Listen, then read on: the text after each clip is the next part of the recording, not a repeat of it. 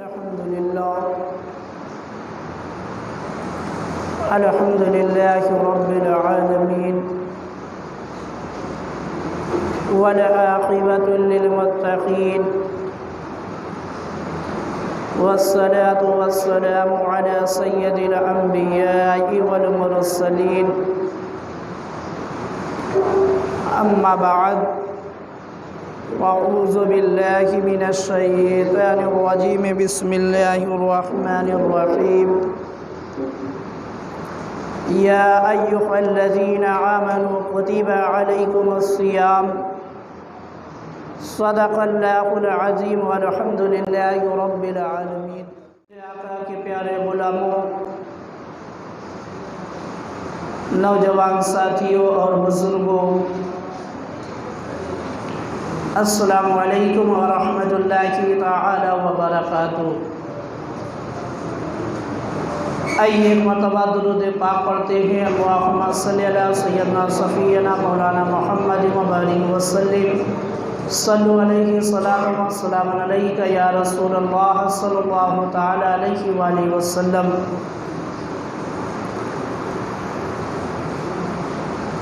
قرآن مجید کے اندر اللہ تعالیٰ نے ارشاد فرمایا، یا ایھا الذین آمنوا کتب علیکم الصیام،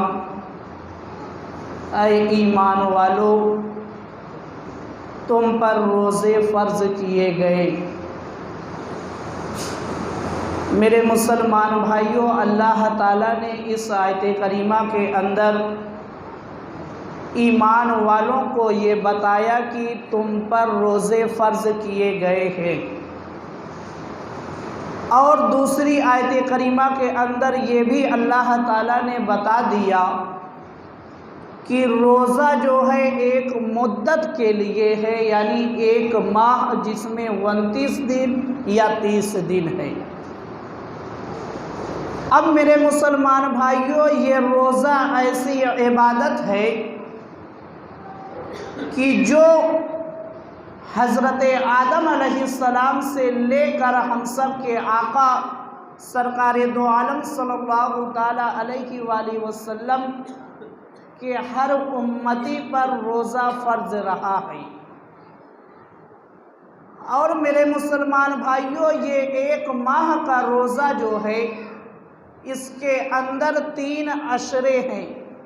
ہم سب کے آقا سرکار دو عالم صلی اللہ تعالی علیہ وآلہ وسلم نے ارشاد فرمایا، ماہ رمضان المبارک کے اندر 3 عشرے ہیں۔ پہلا عشرہ جو ہے وہ رحمت کا ہے، اور دوسرا عشرہ جو ہے وہ مغفرت کا ہے، اور تیسرا عشرہ جو ہے وہ جہنم سے آزادی کا ہے۔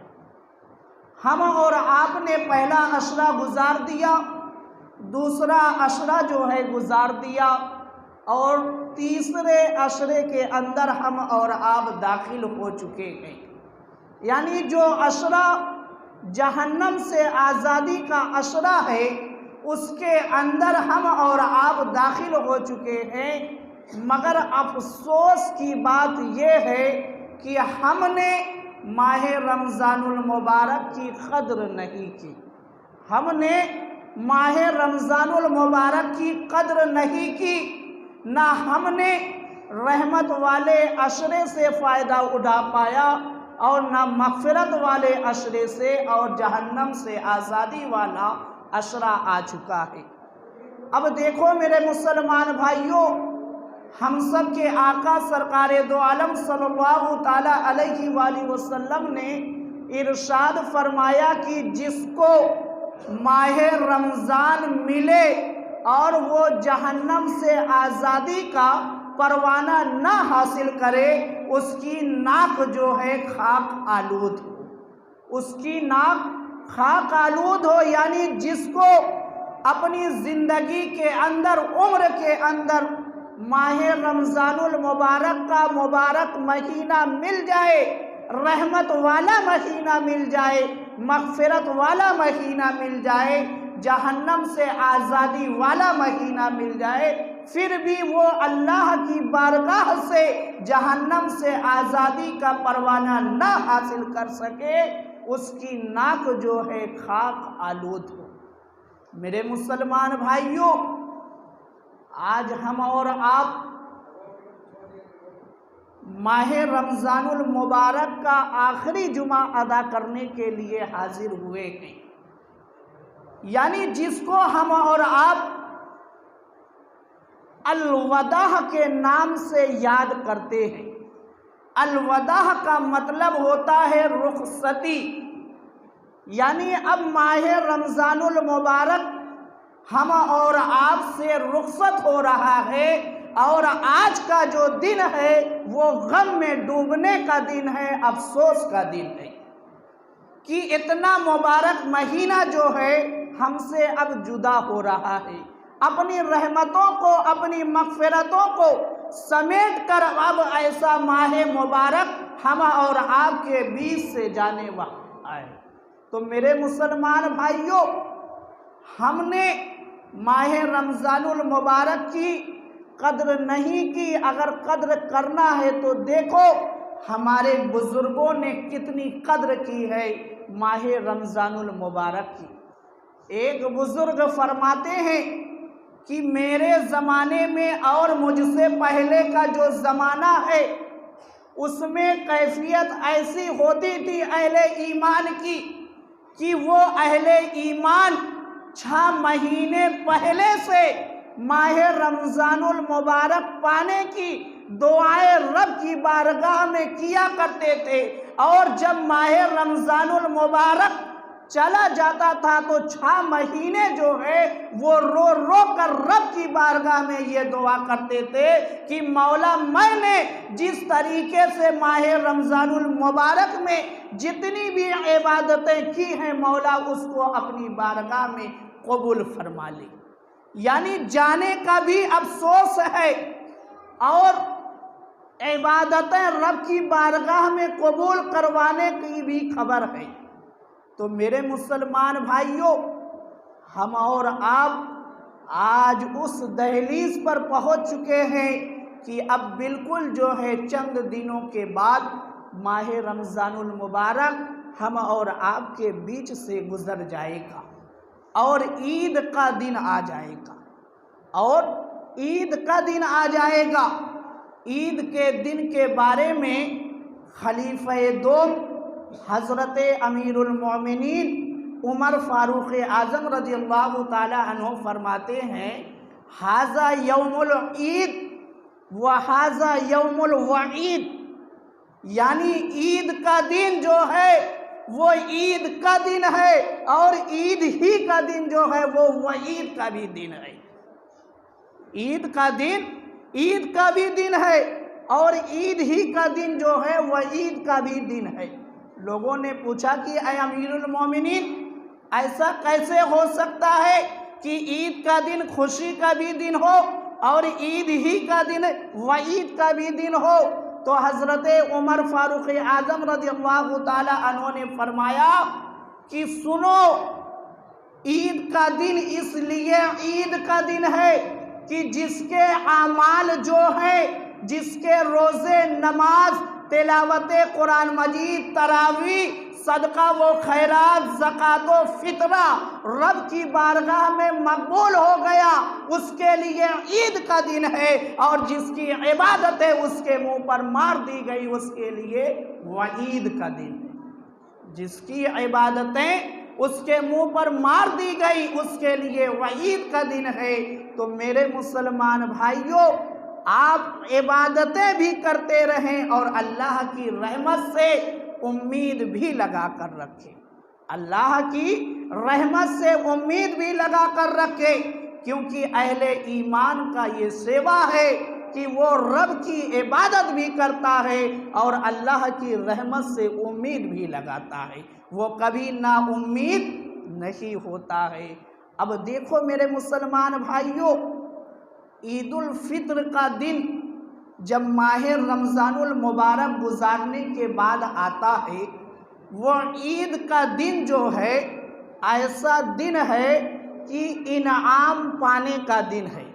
عید کا دن انعام پانے کا دن ہے، یعنی اس دن جو ہے اللہ تعالیٰ روزے داروں کو انعام عطا فرماتا ہے۔ کس چیز کا انعام عطا فرماتا ہے؟ تو حدیث پاک کے اندر ملتا ہے کہ اللہ تعالیٰ روزے داروں کو مغفرت کا پروانہ دے کر عیدگاہ سے بھیجتا ہے، یعنی کہ ان کی تمام گناہوں کو معاف کر دیتا ہے۔ میرے مسلمان بھائیوں، عید کی نماز ادا کرنے سے پہلے بھی اسلام میں کچھ چیزوں کو رکھا گیا ہے، اور ان چیزوں میں ایک فطرہ ہے، صدقہ فطر، جو واجب ہے۔ عید کی نماز ادا کرنے سے پہلے میرے آقا نے حکم دیا ہے کہ اس کو ادا کر دیا جائے، اور صدقہ فطر دینے کا فائدہ یہ ہوگا کہ جو آپ کے روزے کے اندر خرابیاں پیدا ہو چکی ہوتی ہے، صدقہ فطر کی برکت سے وہ خرابیاں جو ہیں دور ہو جاتی ہیں، اور روزہ جو ہے اللہ کی بارگاہ میں مقبول ہو جاتا ہے۔ اور ایک دوسری روایت کے اندر یہ ملتا ہے کہ صدقہ فطر جو ہے جب تک اہل روزہ جو ہے ادا نہیں کرتا، اس کا روزہ جو ہے زمین و آسمان کے درمیان جو ہے معلق رہتا ہے، یعنی لٹکا رہتا ہے۔ جب وہ صدقہ فطر ادا کر دیتا ہے تو اس کا روزہ جو ہے اپنے مقام پر پہنچ جاتا ہے۔ تو اس لیے آپ عید کی نماز ادا کرنے سے پہلے صدقہ فطر کو ضرور ادا کر دیں۔ اور عید کے دن کچھ کام مستحب ہیں جس کو کرنا چاہیے۔ عید کے دن کچھ کام جو ہے مستحب ہیں، جیسے بال بنوانا، ناخن تراشنا، غسل کرنا، اچھے کپڑے یعنی صاف ستھرے کپڑے پہننا، میٹھی چیز کھا کے عیدگاہ جانا، ایک راستے سے جانا دوسرے راستے سے آنا، اور تکبیر کے ساتھ جانا، یہ سب چیزیں جو ہے عید سے پہلے مستحب کام ہے۔ اس کو کر کے عیدگاہ جانا چاہیے، اور اس کو کر کے جو ہے ثواب کی نیت سے اس مستحب پر بھی عمل کرنا چاہیے۔ اب میرے مسلمان بھائیوں، یہ آخری عشرہ جو جہنم سے آزادی کا عشرہ ہے، اس میں جو ہے کثرت سے رب سے دعا یہی کرنی چاہیے کہ مولا جو ہے مجھے جہنم سے آزاد فرما دے۔ اس عشرے میں اللہ تعالیٰ کثرت کے ساتھ لوگوں کی مغفرت کو قبول فرماتا ہے، اور میرے مولا نے تو یہاں تک کہ قرآن مجید کے اندر حکم دیا، توبوا الی اللہ توبۃ نصوحا، یعنی تم ایسی توبہ کر لو جو توبت نصوحا ہو۔ تو میرے مسلمان بھائیوں، جب آپ نے توبت نصوحا کر کے، عبرت والی توبہ کر کے رب کی بارگاہ میں اپنی پیشانی کو جھکایا ہے، تو یقیناً اللہ تعالیٰ آپ کو جہنم سے آزادی کا پروانہ عطا فرمائے گا۔ تو میرے مسلمان بھائیوں، اس عشرے میں جو ہے اللہم اجرنا من النار کثرت سے آپ پڑھیں، اللہم اجرنا من النار جو ہے آپ کثرت سے پڑھیں، تاکہ اللہ تعالیٰ جو ہے آپ کو جہنم سے آزادی کا پروانہ عطا فرما دے۔ اور ایک بات، جس طریقے سے آپ نے ماہ رمضان المبارک کے اندر اپنی مسجد کو آباد رکھا ہے، اسی طریقے سے ہمیشہ یہی کوشش کرنا کہ آپ کی مسجد اسی طریقے سے ہمیشہ آباد رہے۔ ایسا نہ ہو کہ عید کا چاند نکلتے ہی پھر مسجد جو ہے پورے سال ویران ہو جائے۔ نہیں میرے مسلمان بھائیوں، یہ مسلمان کی پہچان نہیں ہے، یہ اہل ایمان کا سیوا نہیں ہے۔ مسلمان کی پہچان تو یہ ہے کہ اس کی پیشانی اگر جھکتی ہے تو صرف رب کے سامنے جھکتی ہے، اور جب وہ قیام کرتا ہے تو اپنے رب کے سامنے قیام کرتا ہے۔ تو میرے مسلمان بھائیوں، اس بات پر آپ ضرور غور کرنا کہ پورے سال جو ہے اب آپ کو اپنی مسجد جو ہے آباد رکھنا ہے، اور زندگی اور موت کا کوئی بھروسہ نہیں ہے۔ جیسا کہ آپ خود बाखूबी इस चीज़ को जानते हैं कि आज वबा की वजह से हज़ारों नहीं 2000 3000 लोग मर रहे हैं। अब मेरे मुसलमान भाइयों, इबरत नहीं लोगे तो कब आप इबरत लोगे कि अल्लाह ने अजाब की शक्ल में हम और आप पर वबा को मुसल्लत कर दिया है, और हमारा इम्तिहान हो रहा है कि तुम इस वबा से इबरत हासिल कर लो कि जब अल्लाह एक हल्की सी इबरत तुम पर डाल सकता है जिससे तुम अपने आप को नहीं बचा सकते, तो अगर अल्लाह का बड़ा अजाब आ जाएगा तो तुम कैसे अपने आप को बचाओगे। मेरे मुसलमान भाइयों, इस वबा से ये बाखूबी वाज़े हो चुका है कि ना कोई बच्चा ये कह सकता है, ना कोई ये बूढ़ा कह सकता है, ना ये कोई जवान कह सकता है कि अभी मेरे मरने का वक्त नहीं आया है। बल्कि मेरे मुसलमान भाइयों, एक एक घर से 3-3 4-4 लाशें उठ रही है। आने की तो गिनती है मगर जाने का कोई शुमार नहीं है। तो मेरे मुसलमान भाइयों, इससे ज़रूर जो है आप इबरत लेना और अल्लाह की बारगाह में दुआ करना कि मौला ये वबा जो है हमारे हिंदुस्तान से जल्द चली जाए।